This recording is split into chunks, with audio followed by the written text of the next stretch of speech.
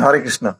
তো আজ আমরা সংক্ষেপে আলোচনা করব মানব সভ্যতার বিকাশের ইতিহাসে সুস্পষ্টভাবে চিহ্নিত করা যায় এমন তিনটি ধারা নিয়ে। এই তিনটি ধারা হলো আরণ্য সভ্যতা, অভিযানমূলক সভ্যতা এবং নৌ সভ্যতা বা সমুদ্র সভ্যতা। এই তিন সভ্যতার মধ্যে আর্য সভ্যতা বা আরণ্য সভ্যতার বিকাশ মূলত সুপ্রাচীন যে ধর্মগ্রন্থ সেই বেদের অনুসারীদের দ্বারাই ঘটেছিল এই ভারতবর্ষে বা এই ভারত ভূখণ্ডে।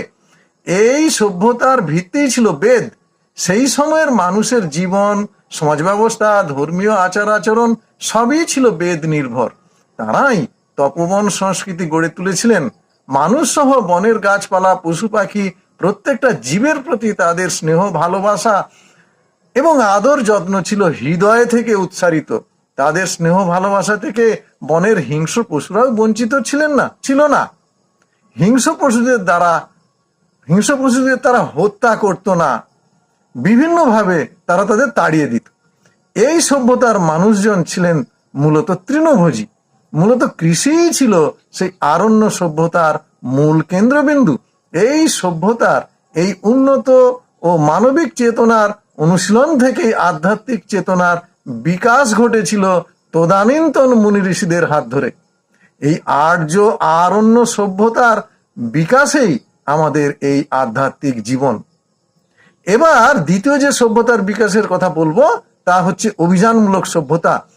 এই সভ্যতার বিকাশ মূলত মধ্যপ্রাচ্যে ঘটেছিল।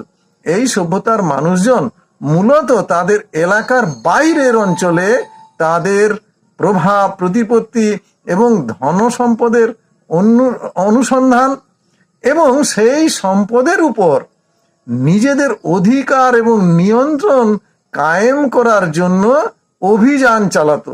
এই অভিযান থেকেই অভিযানমূলক সভ্যতা কথাটা এসেছে।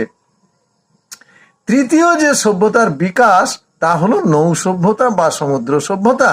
মূলত ইউরোপের মানুষজনই এই সভ্যতার বিকাশ ঘটিয়েছিলেন। তারা নৌবিদ্যায় অত্যন্ত পারদর্শী ছিলেন। মূলত ব্যবসা বাণিজ্য করার জন্য তারা নূতন নূতন জলপথ আবিষ্কার করেছিলেন। জলপথে ব্যবসার তুলনায় অনেক সহজ ছিল, তাই এই জলপথে তারা ব্যবসা বাণিজ্য করত, আর সেই ব্যবসা বাণিজ্য থেকে তারা অনেক সম্পদশালীও হয়েছিল। আর আমরা ভারত ভূখণ্ডে জন্মগ্রহণ করেছি, আমরা এই আর্য আরণ্য সভ্যতারই উত্তরসূরি। তাই আমাদের সংস্কৃতিতে ওই আধ্যাত্মিকতাবাদ আছে এবং থাকবে, এবং এটাই স্বাভাবিক।